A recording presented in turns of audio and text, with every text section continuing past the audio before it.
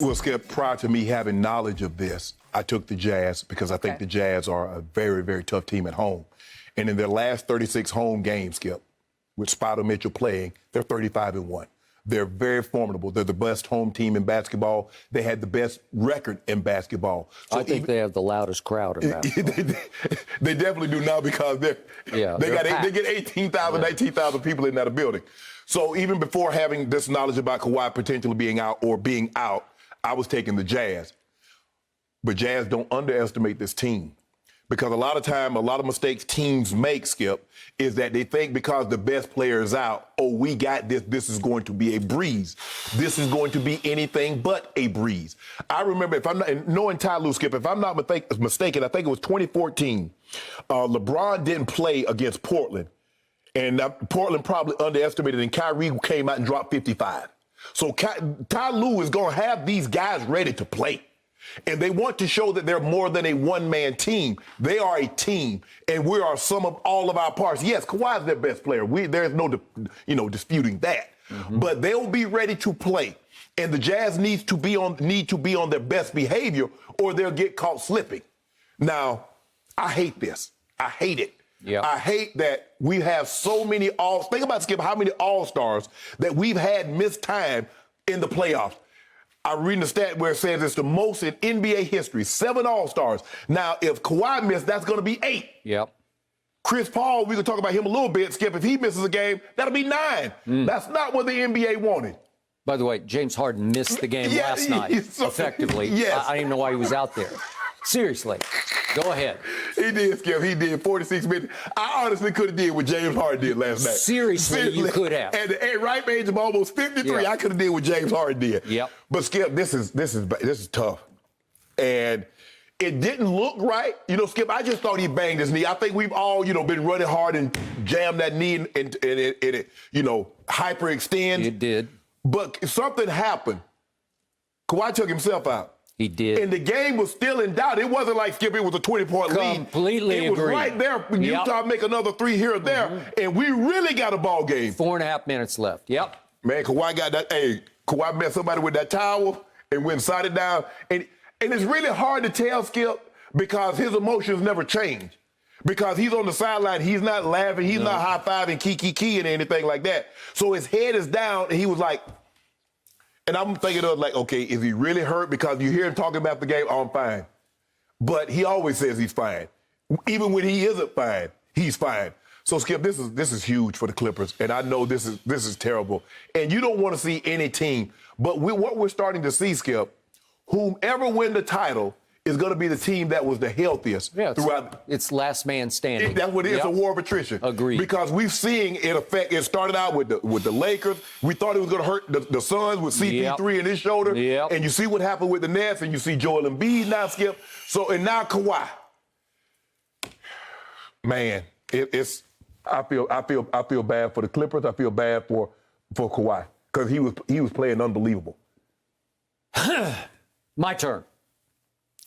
Prior to hearing this news, I was going to pick the Clippers to win Game 6 because, as I told several of my friends yesterday, they'd better win Game 6. Right. Because I don't think... You mean Game 5? I'm sorry, Game 5. Yes.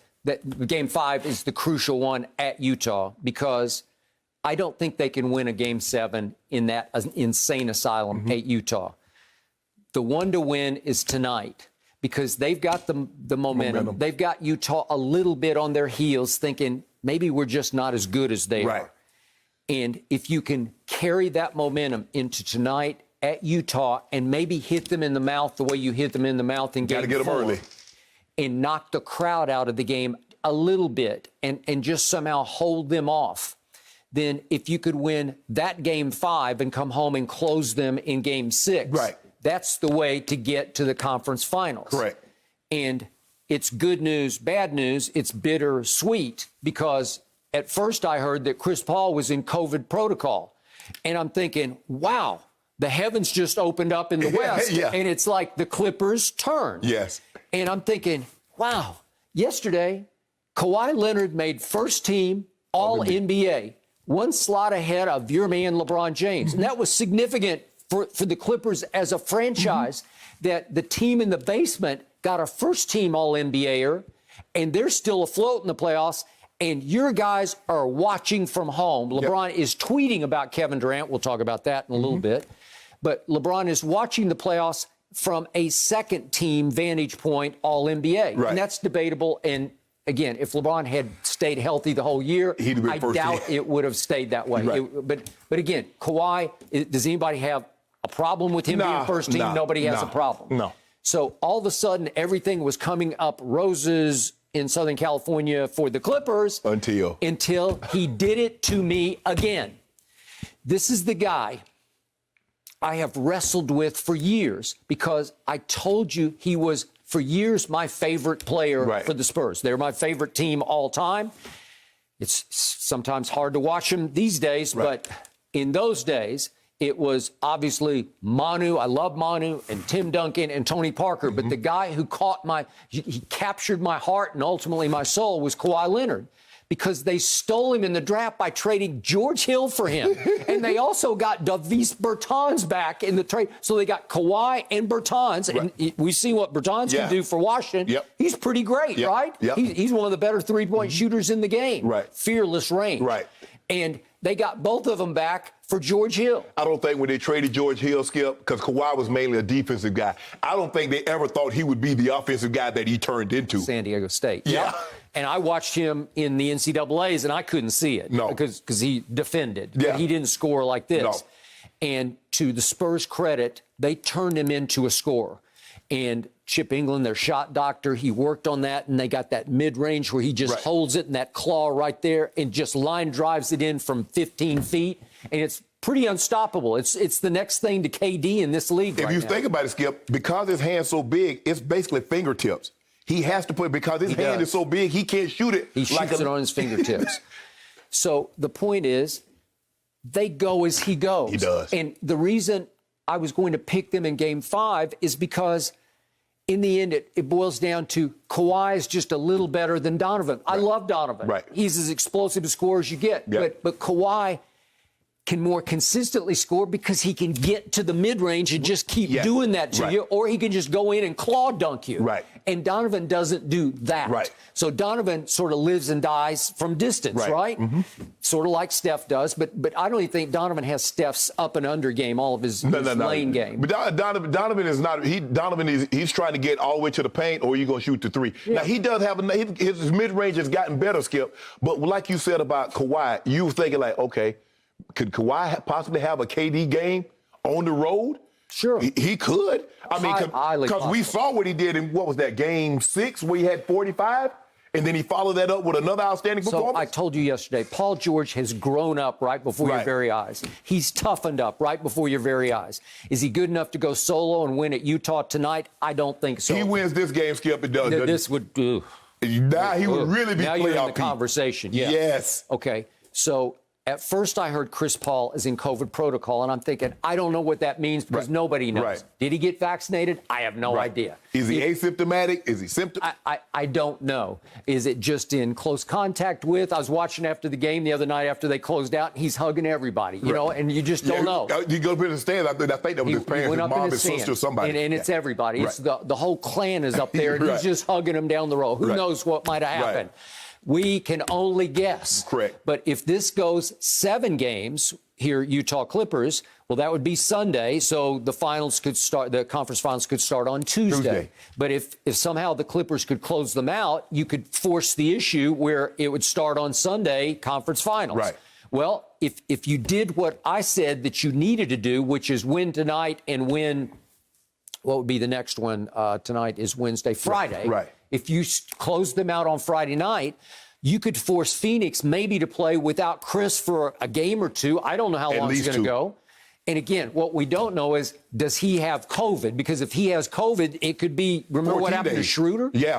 Wasn't Schroeder like 2 weeks? Yeah, like 14 days. And then there was the issue with Schroeder in the playoffs against Phoenix.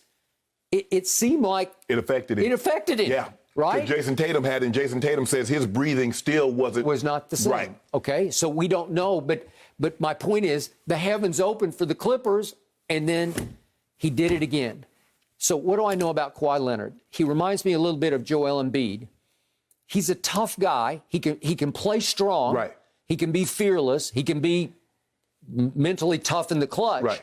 But when it comes to his body, he just listens to his body. If it squeaks, wherever it squeaks, he says, I'm out. Right. That's just the way he is. Everybody, Skip, everybody can't play through injuries. Everybody can't play through pain. Now, we've seen guys be great, but the moment it's a toe or if it's anything, and it plays on their psyche, they're like, man, I'm not myself. And they talk themselves out of just going out there and playing, and then next thing you know, the game's over. You're like, well, you know, it bothered me a little bit towards the end of the game. But Skip, but if you look at Kawhi, Skip, he plays with a lot of torque. The way he has to stop, because you got to understand now, he's not Kyrie. Kyrie's dancing, it's almost like Kyrie's on air. I agree with that. But Kawhi is hard plants and back it up and elevate and sometimes awkward lands. Yes. His landings can be awkward on his blocks. Right. He comes down and I'm like, oh no, not again. Because when he dunked one the other night, Rudy Gobert, that really should have been an and one, because Rudy kind of shoved him in his back and he dunked it, but he came down kind of awkward. But on that break, you can tell he started rubbing that. He's like, ooh. So what was my first telltale sign that it was serious in his mind? Right. He goes to the free throw line and bricks 2 free throws. Yeah. He's a 90%er. And I said, he's got the demons in his head. Like, I can't play with this. Right. To his credit, he hung in for a little while and went back to the line and made 2 free throws. And I thought, maybe there's hope. But then he yanked himself. 4:30 left. I know a guy that had something very similar. Jenny, I think you remember it happened on a Saturday afternoon. A guy ran into his ankle. He laid down on the floor. He went back down. He came and made a 3. And Skip Bayless told me everything was okay. And lo and behold, the very thing that you said was very okay, your guy did it. And you know what would have happened? If the next game had been a pivotal game 5 of the playoffs, LeBron James would have sucked it up and played. You know it, and I know it. No, he ain't playing, Skip. He's Iron Man. He's indestructible. He's the most durable superstar ever until this year. No, Skip, if a guy misses 2 or 3 games, maybe if it's a playoff game, he comes back. A guy not missing 7 weeks and could have played the next day or the next 3 days. No, that ain't happening. What if it was for all the marbles? What if this was it? He'd tough it out. I mean, he'd wrap it and shoot it and play on it. I'll give you a prime example. Skip, you remember Isaiah Thomas. I was there. He rolled the ankle. I was there. Isaiah, when he took his tape off, the ankle was this big. Okay, he scored like 20 in the fourth quarter. Well, he did. Okay. But then he came out the next game. It was at the Fabulous Forum out here. They ended up losing. But he came back the next game, Skip, he was a shell of, what did he have, like 3-4 points? And he was a shell of himself. But on pure adrenaline? Exactly. And that's the thing, Skip. And you like, whoo. But then all of a sudden that adrenaline starts to wane down. You're like, man, this thing really, really hurts. So to your point, I've said all year the Clippers are the deepest team. But you ain't overcoming this. Hey, stars win these games. Yes. This is it. Yes. This is the highest level of playoff basketball. And Phoenix looks a little vulnerable, and Utah's going to say, aha. Right. Oh, and the other little caveat here, Donovan Mitchell did not make first team, second team, or third team All-NBA. Cost himself $33 million. And you don't think he might take it out on the visiting team he tonight? and Jason Tatum. You get it the year before you get your Supermax. Right, you get the Supermax. You get an extra $33 million. Okay, he's going to take it out tonight. I believe the Clippers are going to get blown out. Let me ask you a question. Is Mike Conley playing? Because Utah's not feeling any sympathy because they hold on, we played 4 games without Mike Conley. They did? I mean, I don't know, Skip. Have you ever seen the playoffs? You covered the game a lot longer than I've watched it. Have you ever seen a playoff where so many key guys were injured going into the playoffs or got injured in the playoffs? No, and it's depressing because is. we all love it so much. Yes. And now it's only intriguing by who's not there. Right? Because think about it, Skip, as you said, the NBA is really a superstar-driven league. It is. It ain't no team. No. You think Lakers, you think superstars. You think these teams, you think superstars. Well, the superstars aren't there. So I would like to congratulate you. In conclusion, the Clippers are history. We already got the 2 cases, though. Since I'm up like 65 cases, I'm going to be okay. I'm going to get them back slowly but surely. Because you saw me coming. I can't believe it. And you thought about it, Skip. You kind of predicted this with Kawhi. I told you he wouldn't play. Didn't I tell you that yesterday? I honestly didn't believe you knew, but you were onto something there, and I got to give you that. Thank you for watching. You can subscribe here to get the latest from the show, and be sure to check out more of the best clips from Undisputed, or go watch a few other segments from our other shows on FS1.